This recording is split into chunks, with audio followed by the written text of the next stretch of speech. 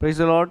प्रियो, पिछले दिनों में हम काफ़ी चीज़ों से डिस्कस कर रहे हैं, लगातार कुछ उन्नति तरक्की की हम बातें कर रहे हैं कि कैसे हम परमेश्वर को अपने साथ लेकर परमेश्वर का कहना मानकर सफलता की राहों पर चल सकते हैं, सफल हो सकते हैं। कि ये जो ज़िंदगी है, जो भी परमेश्वर ने दी है, 70-80 साल 90 साल जो भी हमारी ज़िंदगी है, इसमें कैसे एक हम सुकून भरी ज़िंदगी जी सकते हैं। सो पिछली बार हमने पढ़ा था, उससे हमारा जो टॉपिक है वो है, हम पढ़ रहे हैं कि हमारे दुश्मन पर हमें विजय पाना है। हमारा दुश्मन कौन है? मैंने आपको बताया था, हमारा दुश्मन है पाप, हमारा दुश्मन है शैतान, हमारा दुश्मन है मृत्यु, जो परमेश्वर से अलग कर देती है। मृत्यु का अर्थ ही परमेश्वर से अलग होना है। और चौथी बात है, संसार में जो पाए जाने वाली जो दुष्ट इच्छा और अभिलाषाएं हैं, ये चीज़ें हमारी दुश्मन हैं। सो हम पाप पे स्टडी कर रहे थे। पिछली बार हमने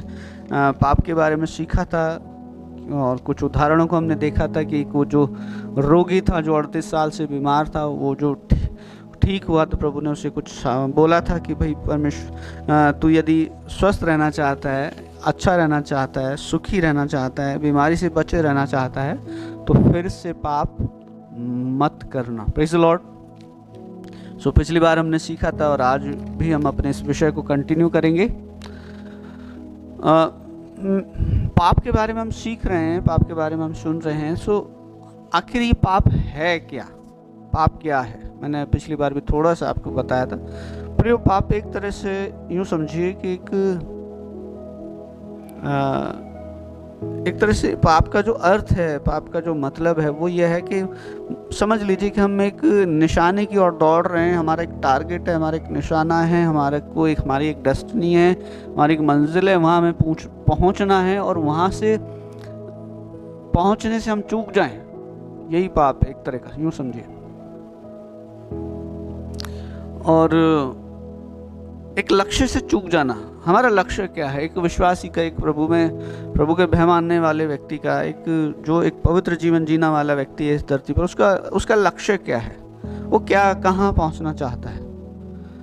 मेरा मानना यह है कि हम जो प्रभु के लोग हैं, हम जो प्रभु का भय मानने वाले लोग हैं, हमारा लक्ष्य है परमेश्वर के चरणों में जब भी इस दुनिया को हम छोड़ें। देखिए, इस दुनिया में हमारी एक जर्नी है, एक यात्रा है, और वो यात्रा एक समय पर पूरी होगी। 70 साल, 80 साल, 90 साल, 100 साल, है ना, हमारी यात्रा पूरी होगी। लेकिन जिस दिन वो यात्रा पूरी होगी, जिस दिन हम इस देह को त्यागेंगे, इस देह को छोड़ेंगे, उस दिन हमारी एक अलग यात्रा शुरू होगी। या यूँ सोचिए, हमारे अंदर जो पाए जाने वाली हमारी जो स्पिरिट है, हमारी जो अंतर आत्मा है, उसके लिए कहीं एक स्थान परमेश्वर ने ठहरा रखा है। सो ये शरीर मृत हो जाएगा, इसको या तो गाड़ दिया जाएगा, या जला दिया जाएगा, या जो भी इसके साथ किया जाएगा। हम तो इसको देख नहीं, जो व्यक्ति है जो इस दुनिया को छोड़ के चला गया, वो तो इसको देख नहीं सकता कि उसके साथ क्या हो रहा है। सो वो, क्योंकि बाइबल इस बात को बताती है कि परमेश्वर ने एक स्थान ठहरा रखा है सभी जो आत्माएं इस पृथ्वी पर रहते हुए जो शरीर से अलग हो जाती हैं, उनके लिए परमेश्वर ने स्थान ठहरा रखा। और 2 स्टेशन हैं, है ना, वो हैं, एक स्वर्ग है और एक नरक है। हम सब स्वर्ग और नरक में विश्वास करते हैं। हम स्वर्ग में ज़्यादा विश्वास करते हैं और नरक को हम सोचते भी नहीं, विचारते भी नहीं, लेकिन नरक है प्रियो। भले ही हम माने या ना माने, लेकिन नरक है। सो हम जो परमेश्वर का भय मानने वाले लोग हैं, हम जो परमेश्वर के भय में जीवन जीने वाले लोग हैं, हम जो परमेश्वर पर विश्वास करने वाले लोग हैं, हम जो प्रभु के साथ चलने वाले लोग हैं, हमारी एक इच्छा अभिलाषा है कि इस देह को छोड़ने के बाद हमें परमेश्वर के चरणों में जगह मिले। हमारा परमेश्वर स्वर्ग में रहता है और हमें परमेश्वर के चरणों में जगह मिले। यही मोक्ष है, यही मुक्ति है और यही छुटकारा है। और एक इच्छा यही है कि हाँ, स्वर्ग में हम प्रवेश करें, हमें स्वर्ग जीवन मिले। सो हमारी यात्रा जो है, उस पे जाने से हम चूक जाएंगे यदि हम या कोई भी व्यक्ति पाप में जीवन जिएगा तो। क्योंकि पाप इंसान का दुश्मन है। और पाप का कौन है, कौन है अभी जो पाप कराता है, हम सीखेंगे अभी। सो पाप क्या है प्रियो? पाप है जो लॉ परमेश्वर ने दिया है उसको जो कानून परमेश्वर ने दिया उसको तोड़ना पाप है। जैसे कानून की नज़र में कानून तोड़, जैसे आपने सुना होगा ना, कानून अपने हाथ में मत लो, है ना। कई बार ऐसा कुछ हुआ कि भाई किसी ने किसी के साथ कुछ दुर्व्यवहार करा, या किसी ने किसी के साथ कुछ अजीब हरकत कर दी, या हो सकता है कुछ बात आगे बढ़ गई, मारा पीटी या ऐसी कुछ भी बात हो गई, तो यही कहा जाता है यार तू क्यों कानून हाथ में ले रहा है। या जो हमारे कानून की जो पालना कराने वाले जो हमारे अधिकारी हैं, वो भी इस बात को कहते हैं कि आपको कानून का हाथ में लेने का कोई अधिकार नहीं है। सो परमेश्वर ने, जैसे हमारे हिंदुस्तान का लॉ है, ऐसे परमेश्वर का भी लॉ है। परमेश्वर ने लॉ दिया है, परमेश्वर ने कानून दिया और व्यवस्था। पाप क्या है? पाप वही है कि व्यवस्था का विरोध करना या व्यवस्था के अगेंस्ट चलना पाप है ना। जैसे अपराध है, पाप है। हम अपने हिंदुस्तान के हमारे देश के लॉ को नहीं मानेंगे तो वो अपराध की श्रेणी में आता है। ऐसे ही परमेश्वर के लॉ को नहीं मानेंगे तो पाप की श्रेणी में आता है। सो व्यवस्था क्या है? व्यवस्था है, हम पढ़ेंगे निर्गमन की किताब उसका 20 अध्याय। आपने इसको कई बार पढ़ रखा है, लेकिन आज फिर हम परमेश्वर पे नया रेवलेशन ढूंढे ले। व्यवस्था, निर्गमन की किताब उसका 20 अध्याय, उसका मैं आपको बताता हूँ कहाँ से पढ़ना है। हम पढ़ेंगे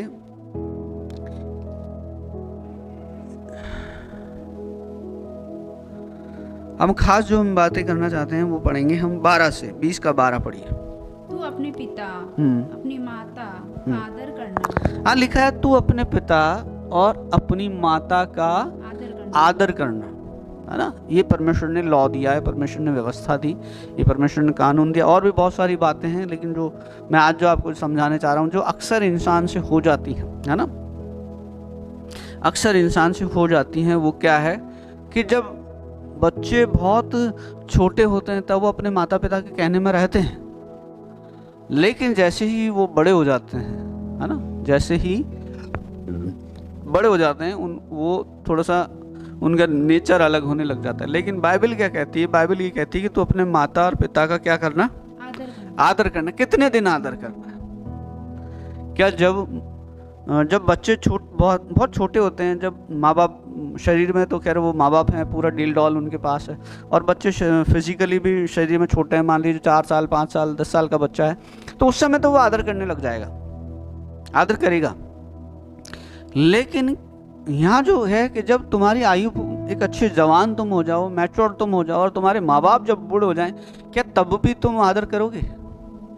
ये उस समय के लिए लिखा है कि अपने पिता और अपनी माता का आदर करना। जब बच्चे होते हैं तब तो उनकी नहीं चाहकर भी वो आदर करना मजबूरी है, समझ लो। बहुत सारे होते हैं ना जिनका नेचर अग्रेसिव होता है, या थोड़ा सा गुस्सा करने वाला नेचर होता है, या चिढ़ने वाला नेचर होता है बच्चों का, तो तब तो डर के मारे भी आदर कर लेंगे कि यार अभी 2-4 पड़ जाएंगे, नहीं आदर करेंगे, नहीं मानेंगे, या कुछ अब थोड़ा पापा को अरे पापा ऐसे कुछ बोल दिया तो पापा डांट देंगे, मम्मी डांट देंगे, बताऊं तेरे को अभी इधर ऐसे करके।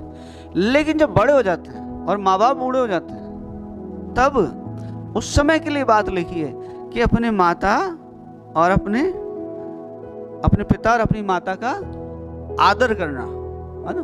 सो और ये हर व्यक्ति के लिए, चाहे वो किसी भी जाति भाषा कुल का व्यक्ति हो, उन सब के लिए है कि हमें अपने माता पिता का आदर करना चाहिए। क्यों करना चाहिए? बहुत सारे लोगों के अनुभव ये तो होते हैं कि उनके कईयों के बारे में जब सुना, कईयों की स्टोरी सुनी, तो कईयों के अनुभव कुछ अच्छे नहीं होते हैं, उनके माता पिता ने उनके साथ दुष्टता की होती हैं, तो इसलिए आदर नहीं करते। लेकिन जब ये हो सकता है किसी के अनुभव बुरे रहे हों, लेकिन अधिकतर तो माँ बापों का ये रहा कि माँ बाप अपने बच्चों के लिए अपना बेस्ट दे देते हैं, है ना।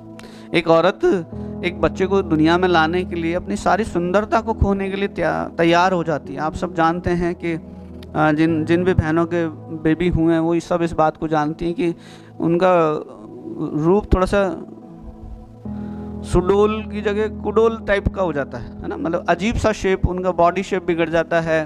और शादी से पहले या यूँ सोचिए बच्चे होने से पहले बड़े स्लिम ट्रिम रहते हैं, लेकिन जब बच्चे हो जाते हैं तब उसके बाद उनका बॉडी शेप बिगड़ जाता है और बड़े ही चीज़ें उनके साथ अजीब होने लगती हैं। बड़ा पेन उनको सहना पड़ता है बच्चों को दुनिया में लाने के लिए, लेकिन वो फिर भी करने को तैयार हो जाती है ना, एक बच्चे को दुनिया में लाने के लिए। और वो इतना सब कुछ करती हैं उन्हें, और माँ बाप बच्चों को बड़े लाड प्यार से पालते हैं, पालन पोषण करते हैं, उनके लिए उनकी हर एक इच्छाओं को पूरा करते हैं, अपनी इच्छाओं को मारते हैं, उनके लिए बेस्ट देते हैं। खुद भले, जैसे कहा है ना, एक कहावत है कि माँ खुद गीले में सो जाती है लेकिन अपने बच्चों को सूखे में सुलाती है। तो माँ बाप एक बड़ा सेक्रीफाइस करते हैं अपने बच्चों के लिए, और बहुत सारे लोग करते हैं। और जब एक समय आता है जब उन बच्चों को अपने माँ बापों के लिए करना हो। मैं किसी से बात कर रहा था तो पिता के बारे में बात हो रही थी कि पिताजी बूढ़े हैं, माता पिता बूढ़े हैं। तो अक्सर एक चीज़ देखी गई कि जब बच्चे बहुत छोटे होते हैं तो माँ बाप हंसी खुशी उनका छिची पॉटी साफ करते हैं ना, उनका सब कुछ, उनकी केयर करते हैं, उनकी परवाह करते हैं, हंसी खुशी करते हैं। अरे मेरा बेटा है ना, जैसे गोद में ले रखा है मान लो बच्चों को। मेरा जब छोटा बेटा मेरी गोद में आया तो गोद में आते ही उसने मेरी गोद में सुसु कर दिया था। जैसे ही मैंने उसको गोद में लिया, नर्स ने जैसे ही मुझे हाथ में दिया मेरे बेटे को कि लो साहब आपका बेटा है, तो मैंने खुशी में उनको कुछ दिया, निकाल के कुछ गिफ्ट दिया। और उन्होंने जब मुझे मेरे बेटे को मेरे हाथ में दिया, अच्छा कपड़े में, सुंदर कपड़े में लिपटा हुआ था, मैंने उसका चेहरा देखा, मैं बड़ा खुश था। और जैसे ही मैंने उसको देखा, मैंने अच्छी एक वाइट शर्ट पहन रखी थी, बढ़िया सुंदर सी, और उस भाई ने सुसु कर दिया, मेरे छोटे बेटे ने। तो ऐसा नहीं रहा कि अरे अरे यार ये क्या है यार, तुरंत गंदी कर दी और उतार दिया, बोले यार गंदी कर दी। माँ बाप खुशी खुशी उस चीज को सह लेते हैं, अरे मेरा बेटा है, मेरी बेटी है ना। बच्चा कितना ही सड़ा सुगला हो और तुरंत आकर पापा की गोद में चढ़ जाए, भले ही पापा ने वाइट शर्ट पहन रखी, मम्मी ने कितने अच्छे साफ कपड़े पहन रखे हैं, और माँ बाप सहर्ष उसको ले लेते हैं गोद में। ये नहीं कहते अरे अच्छी गंदा, जा साफ हो गया, पहले नहा धो के तब तुझे गोद में लूँगा। नहीं, वो लाड करते हैं, प्यार करते हैं। कई बार बच्चे माँ बाप को गोद में रहते हुए उल्टियाँ उन पे कर देते हैं। कई बार बच्चों को उल्टियाँ आ जाती है ना। कहने का मतलब ये कि एक बच्चे को पालने के लिए माँ बापों को बहुत कुछ सहना पड़ता है, सहते हैं और खुशी खुशी सहते हैं माँ बाप, है ना। और लेकिन जब वो बच्चे बड़े हो जाते हैं और जब उनके माँ बाप बूढ़े हो जाते हैं, अब एक चीज समझिएगा कि जब बच्चे थे, मैं टॉपिक से अलग नहीं जा रहा हूँ, मैं टॉपिक पे ही हूँ। जब बच्चे थे तो उनको माँ बाप जब वो चलते चलते चलना सिखाते थे, और चलते चलते जब बच्चे गिर जाते थे तो माँ बाप उनको उंगली पकड़कर उनका सहारा बनकर उनको चलना सिखाते थे।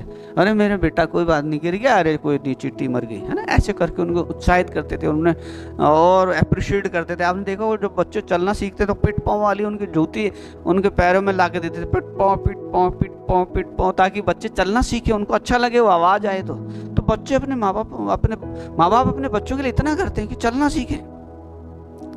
लेकिन वही माँ बाप जब बूढ़े हो जाते हैं और जब उन्हें बच्चों के कांधे की जरूरत होती है, जब वो माँ बाप जो बूढ़े हो गए, वो माँ बाप जिन्होंने बच्चों को अपने इतने लाड और प्यार से और इतना ऐसी परवरिश दी, अच्छा करा, अच्छा पाला, उनको बचाया, उनको सुरक्षा दी, उनको लेके चले, उनको चलना सिखाया, उनका चिची पुप्पू साफ करा, लेकिन आज जब माँ बाप बूढ़े हो गए तो बच्चों को ये काम करने में घिन आती है, बदबू आती है।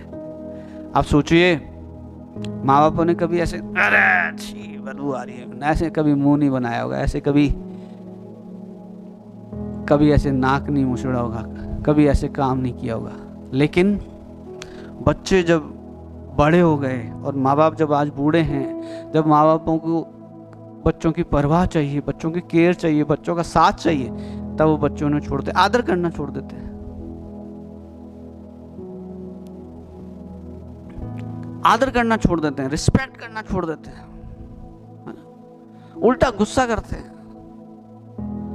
उन्हें ऐसे रेकार से बोल देते हैं, क्या है, चुपचाप नहीं बैठ सकते क्या, दिन भर टर टर टर टर टर करते रहते हो। कुछ ऐसी बातें, वो बेचारे डरे मोरे कि यार बूढ़े हैं, कुछ कर नहीं सकते।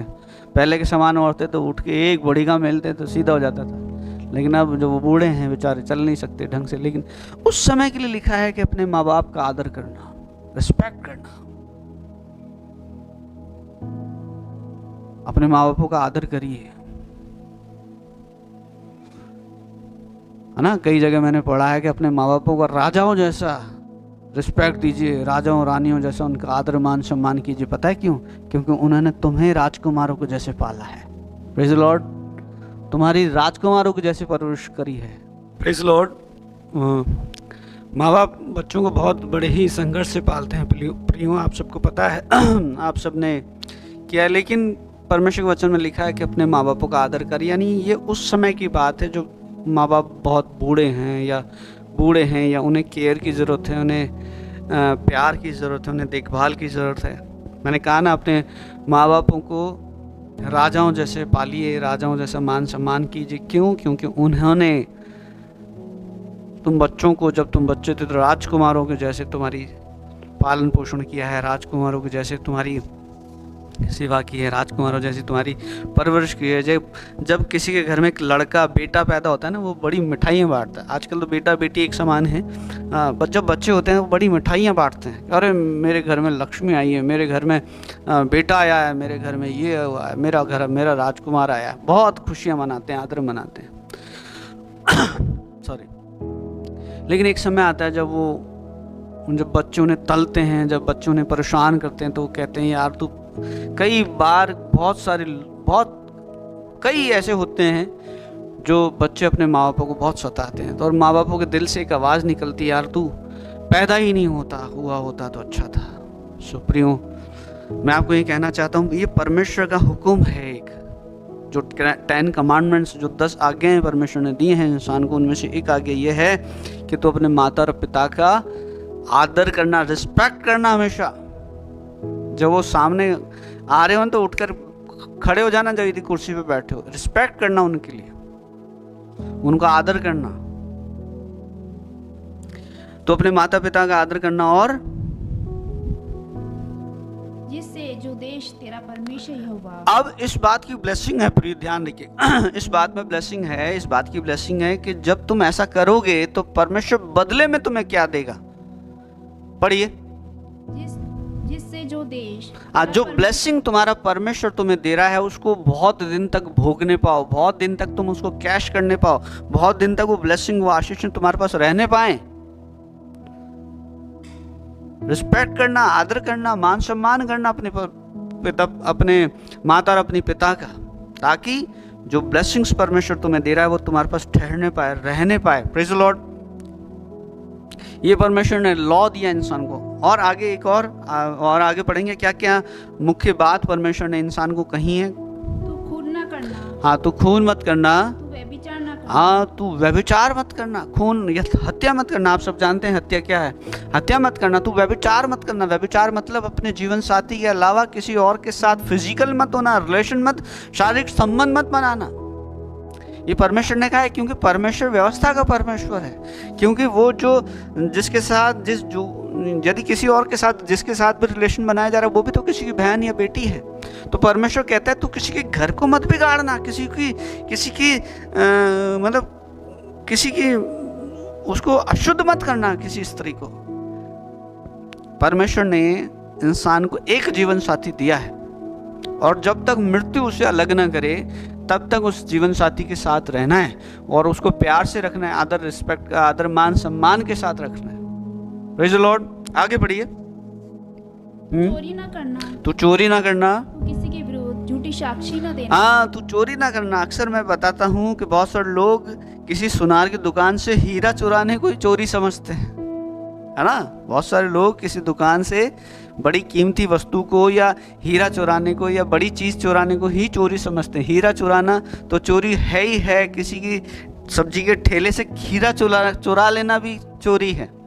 समझे बात। हीरा चुराना तो चोरी है ही है। सब्जी के ठेले से खीरा चुरा लेना वो भी चोरी है। चोरी चाहे छोटी हो चाहे बड़ी हो, चोरी है। बहुत सारे लोग, है ना, गवर्नमेंट की चोरी करते हैं, बिजली चोरी करते हैं, वो भी चोरी है, ध्यान रखना। और परमेश्वर उसको देख रहा है। बाइबल लिखा है जो परमेश्वर का है वो परमेश्वर को दो और जो गवर्नमेंट का है वो गवर्नमेंट को दो। यदि गवर्नमेंट का जो गवर्नमेंट का है वो गवर्नमेंट को नहीं दिया जाएगा तो सारी व्यवस्थाएं गवर्नमेंट कैसे चलाएगी। बिजली चोरी भी पाप में, ध्यान रखना। मैं कई ऐसे उदाहरणों को जानता हूँ, कई ऐसे लोगों को जानता हूँ, कई ऐसी जिंदगियों को जानता हूँ जिनको मैंने देखा है और मैंने पाया है कि इनकी ज़िंदगी में जो ब्लेसिंग्स रुकी हुई हैं, आशीषें रुकी हुई हैं, कृपा जो इनकी ज़िंदगी पर रुकी हुई है, वो क्यों रुकी हुई है? क्योंकि ये बिजली चोरी में है। बहुत सारे लोगों को देखा है मैंने, बहुत सारे लोग बिजली चोरी करते हैं। पहले कटआउट का ज़माना था, ये कटआउट निकाल के वो लगा देते थे और उनको मैंने देखा कि वो कभी आश्रित नहीं रहे। जिन बातों के लिए दुआएं मांग रहे हैं परमेश्वर से, वो दुआएं कभी कबूल नहीं हुई, उनकी इच्छाएं पूरी नहीं हुई। क्यों? क्योंकि वो चोरी में लगे हुए थे। तो ये परमेश्वर का हुक्म है कि तू चोरी ना करना। मैंने बताया ना, छोटी बड़ी से बड़ी चीज़ भी यदि चोरी की जाती है तो वो भी चोरी है, और छोटी से छोटी चीज़ भी चोरी की जाए तो वो चोरी है। बहुत सारे लोग बनिया की दुकान पे जाते हैं और कुछ चीज़ तो काफ़ी 10-20 5-10 ग्राम तो टेस्ट करने के चक्कर में खा जाते हैं, है ना। 10-20 ग्राम 50 ग्राम, 50 तो ज़्यादा हो जाता है, पर हाँ थोड़ी बड़ी चीज़ टेस्ट करने के चक्कर में खा जाते हैं। तो आजकल मैं एक दिन एक दुकान पे गया, मैंने देखा कि कोई थे जो कुछ अच्छी कीमती कोई उन्होंने ड्राई फ्रूट्स वगैरह कुछ था जो टेस्ट करने के चक्कर में खा गए। तो दुकानदार भी दुकानदार है, उसने 3-4 ग्राम कम कर लिए तोड़ने में से। अरे भाई मैं कहाँ से भरूंगा। मैं आपको क्या बताना चाहता हूँ, ये परमेश्वर का लॉ है, ये परमेश्वर का कानून है। और आगे पढ़िए कि तू चोरी मत करना। आगे, किसी के घर का लालच ना करना। तू किसी के घर का लालच मत करना कि भाई मैं इसके घर को हत्या लूँ, मैं इसकी पत्नी को हत्या लूँ, मैं इसके जीवन में इसके प्रॉपर्टी को हत्या लूँ, इसको मार दूँ या ऐसा कर लूँ। प्रभु कह रहा नहीं, तू लालच मत करना। और किसी स्त्री का लालच ना करना। हाँ, किसी पराई स्त्री का लालच मत करना। भाई परमेश्वर ने जो दिया है तुझे, और बहुत सारे जो विवाह योग्य उनके लिए मैं कहना चाहता हूँ कि परमेश्वर ने सबके लिए रखा है, सबके लिए कुछ न सबके लिए उसने बनाया है, जीवन साथी बनाया है। बस उसके समय का इंतज़ार करो, उसके साथ चलते रहो, उसको पकड़े रहो, प्रभु की दया मेहरबानी में रहो, प्रभु के प्रिय जन बन के रहो। तुम्हारी नीड, तुम्हारी आवश्यकताएं, तुम्हारी ज़रूरतें समय पर पूरी कराएगा। वो कहता है मैं तुम्हारी भूमि पर समय पर, यानी तुम्हारी ज़मीन पर, तुम्हारी खेती पर समय पर मैं बरसाऊंगा। वो कहता है मैं लेट नहीं करूँगा। जब हम टाइम पे होंगे, ध्यान रखना, जब हम ऑन टाइम होंगे, हमारा परमेश्वर भी ऑन टाइम आपको अवेलेबल मिलेगा। हम टाइम पे नहीं है, इसलिए हमारा परमेश्वर हमसे दूर है, हमारी ब्लेसिंग्स रुकी हुई हैं क्योंकि हम टाइम पे नहीं है। इसलिए हमारी ब्लेसिंग्स लेट आती हैं क्योंकि हम टाइम पे नहीं है। बहुत सारे लोगों का कुछ मैनेजमेंट ही नहीं लाइफ का, टाइम के अनुसार चलिए। Praise the Lord. 17 तक पढ़ना है इसको, पढ़िए। किसी की स्त्री का लालच ना करना। हाँ, और किसी की दास। देखिए लिखा है किसी की स्त्री का लालच मत करना, यानी जो ऑलरेडी किसी की हो चुकी है उसका लालच मत करना। और ना किसी के दास या दासी या बैल, और ना किसी के दास, ना दासी, ना बैल, यानी किसी के सर्वेंट का, किसी नौकर का, किसी की गाय बैल पेड़ वस्तु, किसी भी चीज का लालच मत करना। ये परमेश्वर का लॉ है, ये परमेश्वर ने कानून। तो ये लॉ है प्रिय परमेश्वर का, ये कानून है परमेश्वर का, ये व्यवस्था है परमेश्वर की। उसने कहा कि तू अपने माँ बाप का आदर करना, तू चोरी मत करना, तू हत्या मत करना, तू व्यभिचार मत करना, तू किसी की पराई स्त्री का लालच मत करना, या उसकी किसी वस्तु का लालच मत करना। ये परमेश्वर का लॉ है। तो लेकिन क्या होता है, अक्सर इंसान इन चीज़ों में फंस जाता है, उलझ जाता है, व्यभिचार में फंस जाता है, यानी पाप हो गया। चोरी कर ली, पाप हो गया। कुछ ऐसा कर लिया, किसी पराई स्त्री को अपना बना लिया, पाप हो गया। भले ही विवाह किया लेकिन वो तो पराई थी। बाइबल में लिखा है कुंवारी ब्याही जानी चाहिए, ठीक है। और यदि विवाह या तो तलाकशुदा हो उससे विवाह होना चाहिए, विडो से विवाह होना चाहिए। लेकिन ऑलरेडी जो तलाक भी नहीं हुआ और कोई विडो भी नहीं है और उससे कोई शादी कर ले, जो ऑलरेडी शादीशुदा उससे शादी नहीं करनी है, वो व्यभिचार की श्रेणी में आता है। तो क्या होना चाहिए, है ना, लिखा है पराई स्त्री का, जो पराया धन है भाई, जो पराया है उसका लालच नहीं करना। तो ये सब क्या है, ये पाप की श्रेणी में आता है। ये परमेश्वर ने आज्ञा दी है। और वचन में लिखा है कि जो व्यक्ति, नीति वचन उसका 28 उसका 9 पद पढ़िए, ये परमेश्वर ने लॉ दिया है। नीति वचन 28:9, ये परमेश्वर ने लॉ दिया है प्रियो, ये कानून दिया है, इसके अनुसार जिंदगी जीनी है, इसके अनुसार एक ये गाइडलाइन है, इसके अनुसार जीवन जीना है इंसान को। और जब उसके अनुसार जीवन जिएगा वो पाप से बचा रहेगा। मैंने बताया हमारा जो टॉपिक है, पाप हमारा दुश्मन है, और इंसान जब ये काम करता है वो परमेश्वर से दूर हो जाता है। और जब ये बुरे काम उसकी ज़िंदगी से हो जाते हैं तो वो पीड़ाएं उठाता है, वो उसकी ज़िंदगी पर श्राप आते हैं, वो तकलीफ़ों में जाता है, वो मुसीबतों में जाता है। और जो अपना कान, हाँ लिखा है, जो अपना कान व्यवस्था सुनने से फेर लेता है, उसकी प्रार्थना घृणित ठहरती। यानी जो अपना कान, व्यवस्था क्या है? परमेश्वर का लॉ, परमेश्वर का कानून। जो जब ये कानून प्रचार हो रहा है, जब परमेश्वर के वचन का प्रचार हो रहा है, जब परमेश्वर का कानून सिखाया जा रहा है और कोई कहता है कि नहीं मैं इसको नहीं सुनना चाहता, वो कहते अगर नहीं मैं प्रार्थना, मुझे परमेश्वर का वचन नहीं सुनना, मुझे नहीं सुनना परमेश्वर का लॉ क्या कहते हैं, मुझे नहीं जानना, है ना। जब कोई ऐसा कहेगा उसका नेचर ऐसा हो जाएगा कि अरे यार क्या है यार, इन सेवकों का काम तो बोलना ही है, ये तो बोलते रहते हैं। अरे भाई वो परमेश्वर का वचन बोल रहे हैं, वो परमेश्वर का लॉ तुम्हें बता रहे हैं, वो जीने का सलीका तुम्हें सिखा रहे हैं, वो किस तरह से तुम्हें जीना है कि तुम एक ब्लेस्ड जिंदगी जी सको, किस तरह से तुम्हें जीना है कि एक आदर्श जिंदगी जी सको। कहते हैं गुरु बिना ज्ञान नहीं, तो वो गुरु का काम क्या है? वो ज्ञान सिखाना काम है उसका। ज्ञान क्या है? परमेश्वर का वचन। तो परमेश्वर का वचन जब सिखाते हैं तो बहुत सारे लोग उस वचन को सीखना नहीं चाहते, व्यवस्था को सुनना नहीं चाहते। व्यवस्था क्या है? परमेश्वर का वचन है।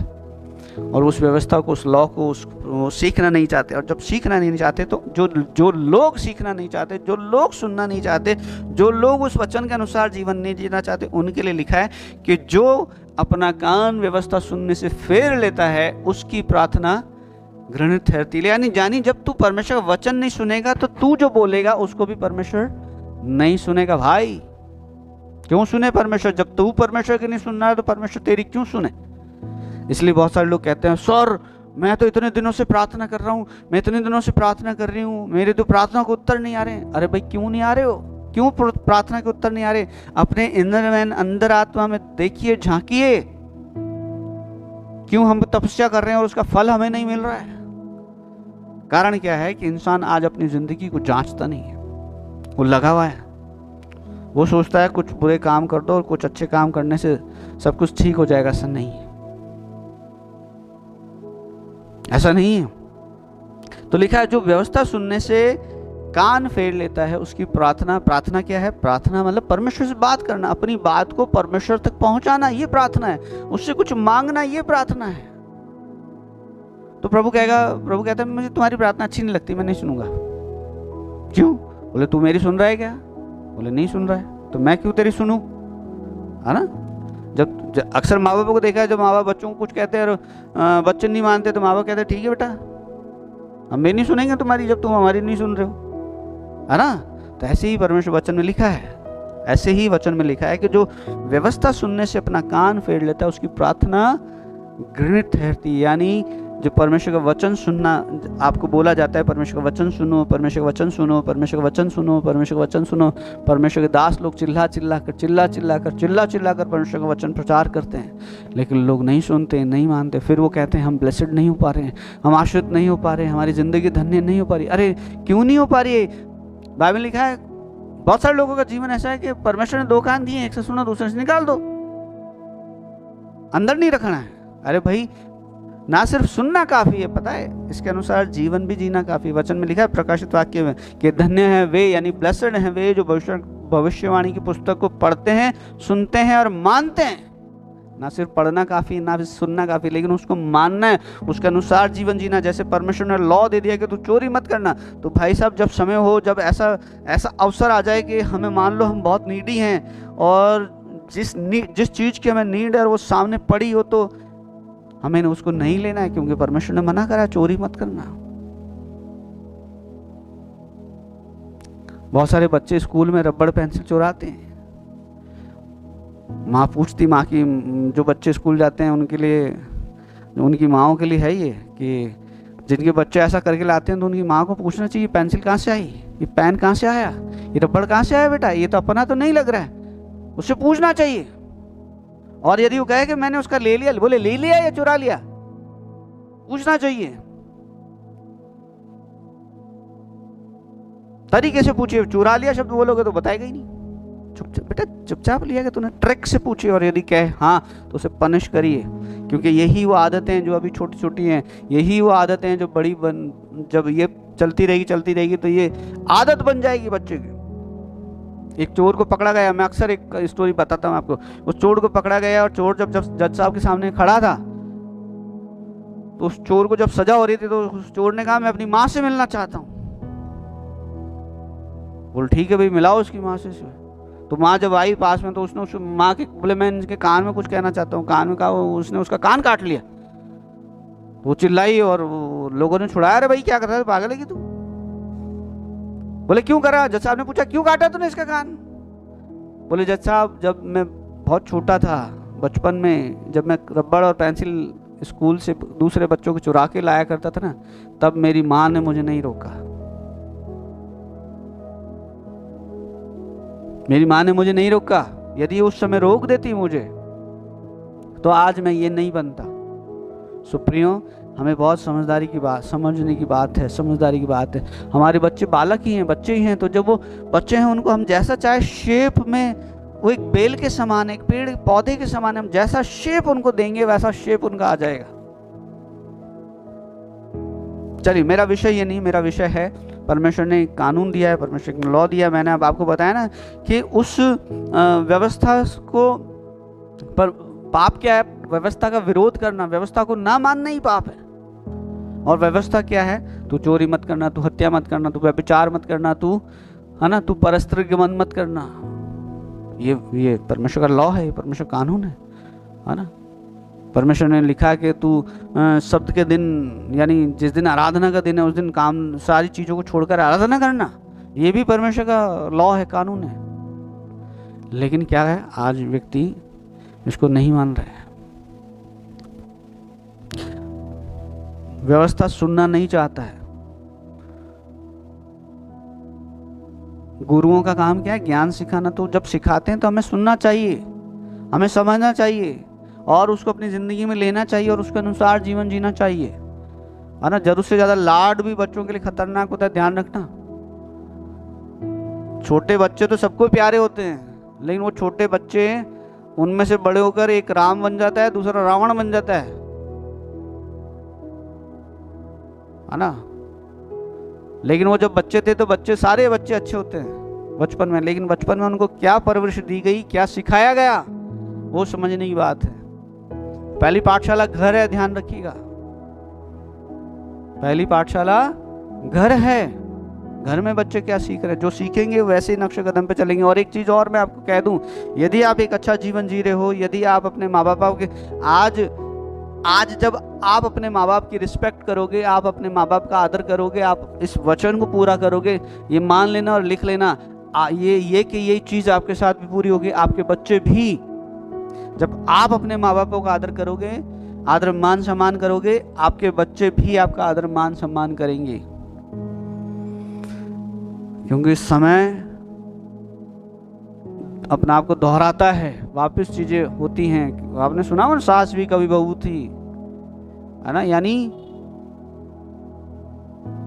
जो आज सास है वो किस जमाने में बहू थी, और जो आज बहू है वो किसी जमाने में सास बनेगी। तो इस बात का आप ध्यान रखना। तो जब हमने गलत नहीं किया है, हमने कुछ ऐसा नहीं किया है, तो हमारे साथ भी गलत नहीं होगा। तो हम जब इस परमेश्वर के वचन को पूरा करेंगे, हम जब परमेश्वर के वचन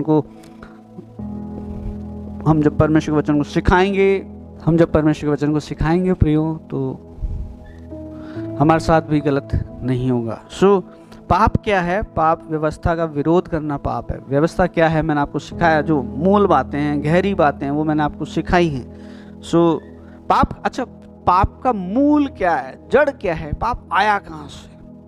पाप के ऊपर आपने बहुत सारा प्रचार सुना है ना, लेकिन पाप आया कहाँ से, पाप की जड़ क्या है,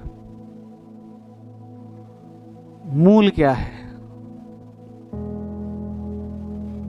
सो पाप के जड़ है प्रियो, पाप का मूल है यजकेल की किताब उसका 28 अध्याय 2 पद पढ़िए। यजकेल 28:2।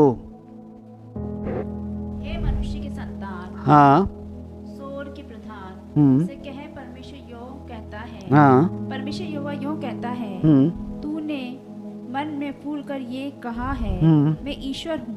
हाँ, ये बात हो रही है लूसीफर के बारे में जो स्वर्गदूत है, और वो लूसीफर जो बाद में जो शैतान बना, जो स्वर्ग से गिरा दिया गया, उसके बारे में बात हो रही है। उसने अपने मन में कहा कि मैं ईश्वर हूं। सही लिखा है, यही लिखा है, पढ़िए वापस। हे मनुष्य की संतान, हाँ सोर के प्रधान से कहे, हाँ परमेश्वर यहोवा यूं कहता है, हाँ तूने मन में हाँ फूल कर ये कहा है, मैं ईश्वर हूँ। मैं ईश्वर हूँ। अपुनुच भगवान है अब तो, है ना, आपने सुना होगा, अब तो अपुनिच भगवान है। कई लोगों को फील आने लग जाता है ऐसा, अब तो अपुनिच गॉड है ना, अब तो अपन ही गॉड है, अपन ही भगवान है, ऐसा फील आने लग जाता है लोगों को। ऐसा कब आता है पता है? जब उनके पास अच्छा खासा धन संपत्ति इकट्ठा हो जाता है, अच्छा खासा फिजिकली बहुत बिल्ड अपना आपको बना लेते हैं, अच्छी बॉडी बना लिए साहब, ये हो गया, फिट है बिल्कुल, सब कुछ वेल सेटल, अच्छा चल रहा है, तो लगता है यार अब तो अपन ही भगवान है यार। ये फील कहाँ से आता है पता है? ये सोच कहाँ से आई है? ये सोच यहाँ से आई है, ये शैतानी सोच है। ये जो लूसीफर जो था, इसके अंदर ये सोच आई थी, स्वर्गदूत था, और जब इसे गिरा दिया गया, ये शैतान बना, इसके अंदर ये सोच आई थी कि मैं ही ईश्वर हूँ, मैं ही परमेश्वर हूँ। तो बहुत सारे लोगों की जिंदगी में बात आ जाती है। तो ये जो शब्द है ना, ये जो बात है ना, घमंड का प्रतीक है। घमंड, और घमंड परमेश्वर को पसंद नहीं। अच्छा, इसका 17 पद भी पढ़ दीजिए। सुंदरता के कारण हाँ, तेरा मन फूल ये जो बहुत सुंदर था, ये स्वर्गदूत जो था, ये बहुत सुंदर था, और सुंदरता के कारण तेरा मन फूल उठा। बहुत सारे लोगों को अपनी सुंदरता पे बड़ा घमंड होता है साहब, है ना। बहुत सारे लोगों को अपनी सुंदरता पर घमंड होता है। मैं ये नहीं कह रहा कि अपनी सुंदरता की उस बात को नज़रअंदाज करना चाहिए। अपनी बाइबल लिखा है, लोग तेरी तारीफ करें तो करें, तू अपनी आप खुद अपनी प्रशंसा मत करना। आप सुंदर है तो दुनिया आपको कहेगी अरे यार क्या बात है, क्या रंग रूप मालिक ने आपको दिया है।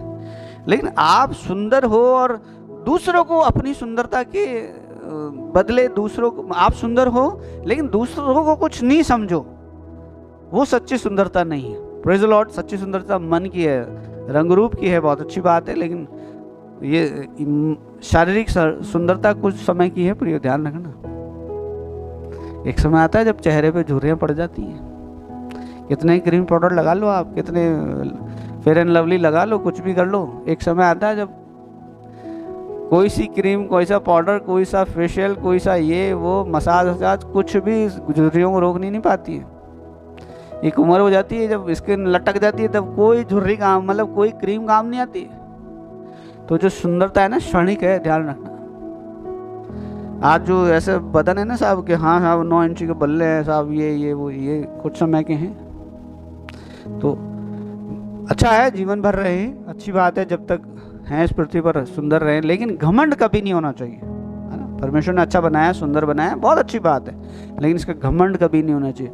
ठीक है, अपने आप को सुंदर मानो, लेकिन दूसरे को बदसूरत मत मानो, दूसरे को बुरा मत समझो, दूसरे को तुच्छ मत समझो। कहने का मतलब यह है, या जो सुंदर नहीं है, या जिसका जो आपको सुंदर नहीं लग रहा, वो किसी को तो सुंदर लग रहा होगा, कोई तो उससे विवाह करेगा, कोई तो होगा जो उसको भाएगा, वो है ना।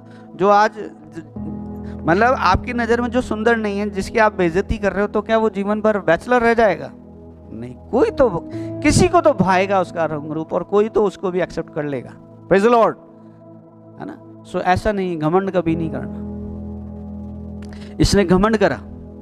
वापस पढ़ दीजिए 17 पद को। ये तू तो बहुत सुंदर था, और सुंदरता के कारण तेरा मन, सुंदरता के कारण तेरा मन फूल उठा, और वैभव के कारण हाँ, तेरी बुद्धि बिगड़ गई थी। वैभव के कारण तेरी बुद्धि बिगड़ गई थी। इसलिए प्रियो ध्यान रखिएगा, घमंड क्या है, ये भी पाप की श्रेणी में आता है। घमंड ही है जो जड़ है पाप की, ध्यान रखना, मूल है। शैतान क्यों पृथ्वी पर गिरा दिया गया? बाइबल में उत्पत्ति में लिखा है और यशायाह में लिखा है, यजकेल की किताब में लिखा है, जो शैतान जो था वो स्वर्गदूत था और स्वर्ग में वो गिरा दिया गया। क्यों? क्योंकि उसके घमंड के कारण वो गिराया गया। तो घमंड जो होता है वो इंसान की जिंदगी के लिए बहुत खतरनाक चीज़ है भाई। वो गिरा देता है, इंसान को बर्बाद कर देता है, तो उसका विनाश हो जाता है। हम पढ़ते हैं ना, रावण कितना बलशाली ताकतवर था, लेकिन उसका घमंड उसको लेकर डूब गया था। कहते ना बोले घमंड तो रावण का भी नहीं रहा, है ना। अक्सर आपने सुना होगा, आपने खुद ने भी 100 बार इसको बोला होगा अपनी जिंदगी में। तो हम सब जानते हैं। अच्छा, हम जानते हैं, हम ये बोलते भी हैं कि घमंड तो भाई रावण का भी नहीं रहा, लेकिन फिर भी हमें घमंड होता है। बहुत सारे लोगों को फिर भी घमंड होता है। हम जानते हैं रावण का क्या असर हुआ था, लेकिन फिर भी हम घमंड करते हैं,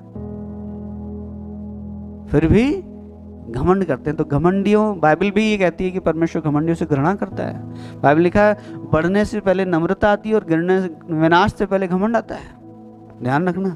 तो पाप का जो मूल है वो ये। नीति वचन उसका 29 का 23 पढ़िए, जल्दी जल्दी चलेंगे।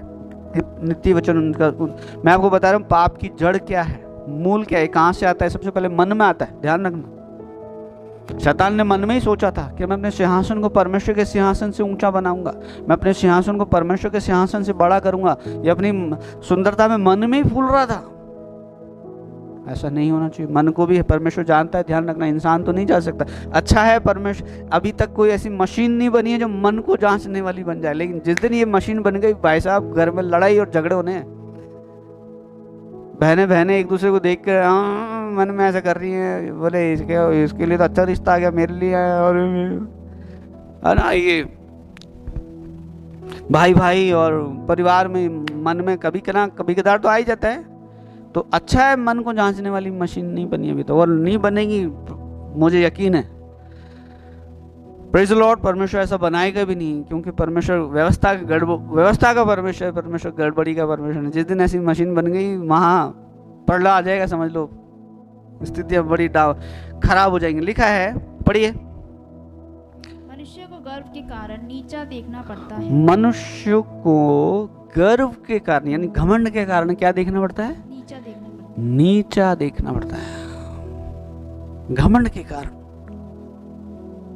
यानी हम हमेशा टॉप पे रहना चाहते हैं, सीढ़ी पर, जो बढ़ती वाली सीढ़ी है ना, उन्नति की सीढ़ी पर रहना चाहते हैं, तो अपने आप को नम्र और दीन रखिए। घमंड को अपनी जिंदगी में मत आने दीजिए। Praise the Lord. यशायाह किताब उसका 2 अध्याय उसका 17 पद में भी एक बात लिखी है कि मनुष्य का घमंड मिटाया जाएगा। बहुत सारे ऐसे किस्से हैं बाइबल में, बहुत सारे ऐसे राजा हुए। एक राजा है नबूकदनेस्सर, दानिएल किताब में मिलेगा।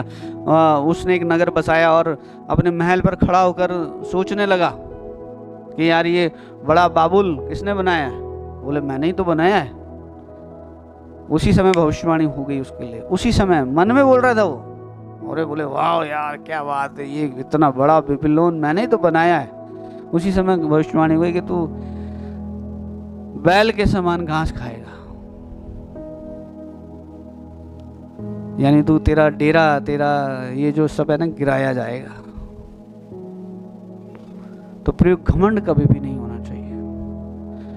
मैं अक्सर इस चीज को बोलता हूं कि घमंड ही था जिसने एक स्वर्गदूत को शैतान बना दिया। एक घमंड ही था जो, उस घमंड ने एक स्वर्गदूत को, जो परमेश्वर की प्रेजेंस में रहता, जो परमेश्वर की उपस्थिति में रहता था, उसको परमेश्वर से दूर कर दिया, उसे शैतान बना दिया।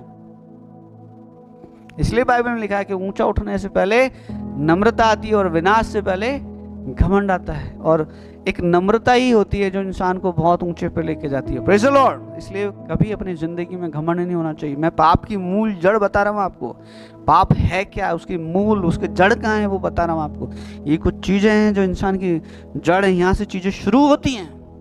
जैसे जड़ होती है ना, जड़ से पेड़ की शुरुआत होती है ना। तो ये मूल है, जड़ है। पाप आया कहाँ से? ये यहाँ से आया। और भी बहुत सारे आज के समय में बहुत सारे परमेश्वर के दासों को, भक्तों को भी बहुत ज्यादा घमंड होता है। चलिए वो बात अलग है। नीति वचन उसका 16 उसका 20 पढ़िए। नीति वचन 16-20 जल्दी जल्दी।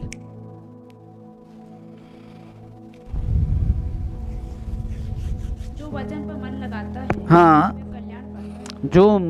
जो वचन पर मन लगाता है, अभी हमने सुना कि जो व्यवस्था सुनने से यानी जो वचन सुनने से कान फेर लेता है उसकी प्रार्थना घृणित ठहरती है, लेकिन यहीं पर एक बात लिखी है कि जो वचन पर मन लगाता है वो कल्याण पाता है, उसकी उन्नति होती है, तरक्की होती है, वो ऊंचा उठता है। और जो यहोवा पर भरोसा रखता है हाँ, वह धन्य होता है। हाँ, यानी जो यहोवा पर भरोसा रखता है, यानी जिसका भरोसा परमेश्वर पर है, जिसका भरोसा अपनी बैंक बैलेंस पर नहीं है, जिसका भरोसा अपनी फिजिकल स्ट्रेंथ पर नहीं है, जिसका भरोसा अपने और किसी चीज पर नहीं है, है ना, जिसका भरोसा परमेश्वर पर है वो धन्य है। Praise the Lord.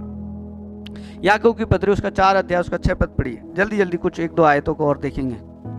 याकूब 4:6। तो वह तो और भी अनुग्रह देता है, हम्म। इस कारण ये लिखा है परमेश्वर अभिमानियों का विरोध करता है। परमेश्वर अभिमानियों का क्या करता है? विरोध करता है। कौन? परमेश्वर। किसका विरोध कर रहा है? अभिमानी का। अभिमान किसने किया? हमने पढ़ा शैतान ने अभिमान किया, परमेश्वर ने उसका विरोध किया। इंसान भी यदि अभिमान करेगा तो परमेश्वर खुद उसका विरोधी बन जाएगा। और आप सोचिए, जिसका विरोधी स्वयं परमेश्वर बन जाए उसकी भलाई कहां पर होगी? कहां जाएगा वो? कहां पर उसकी भलाई हो जाएगी? कौन से दुनिया के किस कोने में जाकर छुपेगा और भलाई ढूंढेगा? कहीं भलाई नहीं होनी, क्योंकि स्वयं परमेश्वर सर्वशक्तिमान, इस दुनिया को बनाने वाला परमेश्वर उसके विरोध में है। वापस पढ़ दीजिए आयत को। वह तो और भी अनुग्रह देता है, हाँ, इस कारण ये लिखा है इस कारण ये लिखा है परमेश्वर अभिमानियों का विरोध करता है और परंतु दीनों पर अभिमानियों का विरोध करता है और दीन लोगों पर क्या करता है? अनुग्रह करता है। अनुग्रह का मतलब समझते हैं? अनुग्रह का मतलब होता है ग्रेस, फेवर। जो दीन है, जो दीन है, जो अपने आप को नम्र दीन बनाए रखता है, उसको परमेश्वर फेवर करता है, उस पर अनुग्रह आता है। Praise the Lord. सुप्रियो, हमें नम्र होना है, दीन होना है, हमें शैतान को अवसर नहीं देना है, हमें उस पाप की जड़ को पहचानना है, उस पाप की जड़ को समझना है। जो घमंडी हैं, जो ये परमेश्वर की ओर से नहीं, घमंड परमेश्वर की ओर से नहीं है। ध्यान रखना, परमेश्वर तो हमेशा इंसान को चाहे कितना भी प्राप्त कर लो, चाहे कितना भी हमारे पास आ जाए, चाहे कितना भी हम अचीव कर लें, हमेशा नम्र बने रहिए, है ना। जिस पेड़ में फल बहुत ज़्यादा फल होते हैं बहुत ज़्यादा झुका हुआ होता है, जिस पेड़ में कुछ भी फल नहीं होते वो अकड़ा हुआ होता है। तो इसलिए अपने आप को हमेशा नम्र और दीन बना के रखिए। प्रियो, पाप की जो जड़ है ना, वो पाप की जड़ है हमारे जो पीढ़ियों से, जो हमारे आदम बाबा थे, बाबा आदम और माता वो हवा, उनके द्वारा आप सब जानते हैं कि उनके द्वारा इस दुनिया में पाप आया। पाप की जड़ वो है। और पाप क्या था? पाप ये था कि शैतान जो हुआ, शैतान जो उसने हवा को भड़काया और उसने खुद ने भी वो फल खाया और आदम को भी खिलाया, और वहां से इंसान का पापी जीवन शुरू हुआ। और आज भी वो इंसान के अंदर पाया जाता है। क्यों? क्योंकि उसके ब्लड में ये है ना। हम यदि पीछे जाते जाएंगे ना, तो हमारे डीएनए में आदम के डीएनए मैच हो जाएगा। तो इंसान के डीएनए को शैतान ने पापी बना दिया। आप समझिए। तो पाप की जड़ क्या है, पाप का मूल क्या है, मैं वो आपको समझा रहा हूं। सो परमेश्वर इस वचन के द्वारा आपको आशीष दे। प्रियो, मैं अगले भाग में फिर परमेश्वर के वचन के पास साथ आपके सम्मुख होऊंगा। और भी कई प्रकार के पाप के भी कई प्रकार होते हैं। गुप्त पाप होते हैं इंसान के द्वारा, जो छुप छुप के करता है ना। कई लोग छुप छुप के द्वारा पाप का उद्घाटन करते हैं, रिबन काटते हैं छुप छुप कर। ढिठाई का पाप होता है इंसान की जिंदगी। पाप के प्रकार बता रहा हूँ मैं आपको। मेरा जो टॉपिक है, परमेश्वर ने हम पर अनुग्रह किया, तो पाप के प्रति हमारे क्या एक्शन होना चाहिए, है ना। पाप का विरोध हमें कैसे करना चाहिए, अगले हफ्ते परमेश्वर ने हम पर अनुग्रह किया तो हम सीखेंगे। सुप्रियो, गुप्त पाप होते हैं, इच्छाओं ऐच्छिक पाप होते हैं, और ढिठाई के पाप होते हैं। पाप के प्रकार बहुत सारे हैं। सो प्रियो, मैं आपको ये समझाना चाहता हूँ कि पाप जो है वो इंसान का दुश्मन है, और दुश्मन की एक इच्छा होती है कि वो अपने दुश्मन को यानी पाप जो है वो हमारा दुश्मन है और उसके लिए भी हम दुश्मन हैं, है ना। और वो कभी नहीं चाहेगा, पाप कभी नहीं चाहता कि कोई दुश्मन कभी ये नहीं चाहेगा कि उसका दुश्मन उन्नति करे, तरक्की करे, ऊंचाइयों पर जाए।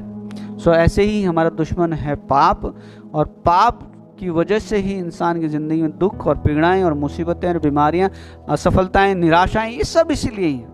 क्यों? क्योंकि जब इंसान पाप करता है तो परमेश्वर उसको छोड़ देता है।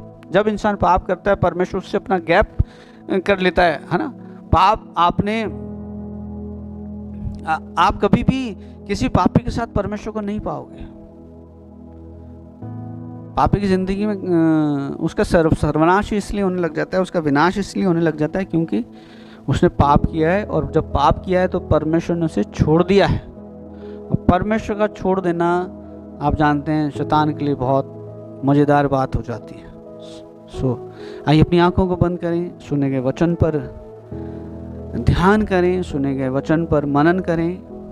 मैं आपको पाप के बारे में समझा रहा हूँ कि पाप जो है वो इंसान का दुश्मन है। यदि आज भी कोई पाप भरा जीवन जी रहा है, आज भी यदि कोई पाप में इन्वॉल्व है, यदि आज भी कोई चोरी में है, कोई हत्या, कोई परस्त्री गमन में है, किसी से कुछ ऐसा कुछ हो गया है ना, किसी ने किसी की प्रॉपर्टी पे कब्जा ले लिया है, या और कुछ चीज़ जो नाजायज़ चीज़ है उसको कर लिया है, ये पाप की श्रेणी में आता है ना। जो गलत काम कर लिया, खून, तू जैसे प्रभु ने लॉ दिया, तू खून मत करना, तू चोरी मत करना, तू व्यभिचार मत करना, तू परस्त्री गमन मत करना, यदि ऐसा कुछ भी हो गया है तो सोचिए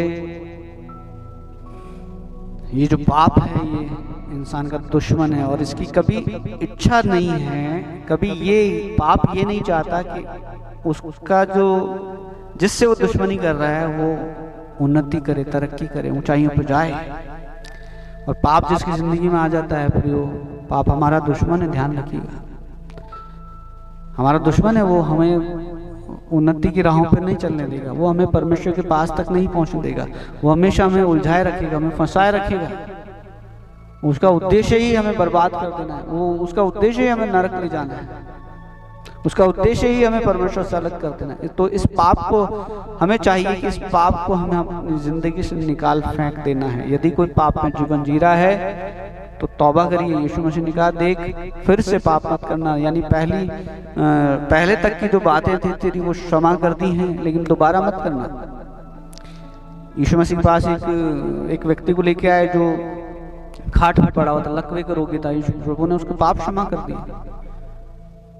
तो आज भी प्रभु का लहू है, प्रभु का लहू है जो हमें पापों से धोकर शुद्ध पवित्र करता है। सो आपको चाहिए यदि पाप हो गए तो एक निर्णय लीजिए कि प्रभु दोबारा नहीं करूंगा, क्षमा मांगिए। परमेश्वर ने मुझ पर कभी दया की, कृपा की हम पर, तो हम एक प्रायश्चित के बारे में, मैं एक टॉपिक पर मैं सोच रहा हूँ, सच्चा प्रायश्चित क्या है उसके बारे में हम कभी बात करेंगे। सो यदि प्रिय पाप हो गया है तो वचन में लिखा है कि पाप का प्रायश्चित कृपा और सच्चाई से किया जाता है, अधर्म का प्रायश्चित कृपा और सच्चाई से किया जाता है। सच्चाई से परमेश्वर के सामने अपने पापों को मान लीजिए, सच्चाई से परमेश्वर के सामने अपने आप को कह दीजिए कि हाँ प्रभु ये गलती हुई, ये मिस्टेक हुआ, यहाँ मैंने कुछ गलत किया।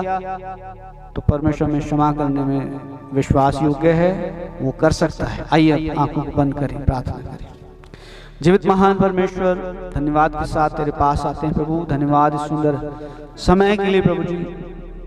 हे प्रभु राजा, तेरे वचन के अनुसार हमने सुना है, तेरी व्यवस्था को, तेरे लॉ को, तेरे कानून को हमने पढ़ा, हमने देखा है प्रभु, और तेरे वचन में लिखा है कि हमें इसको मानना है। लिखा है जो वचन पर मन लगाता है वो कल्याण पाता है। प्रभु हम में से हर एक व्यक्ति कल्याण की इच्छा तो रखता है प्रभु, लेकिन कई बार हम अनजाने में हम वचन का उल्लंघन हमसे हो जाता है, वचन के खिलाफ काम हमसे हो जाता है।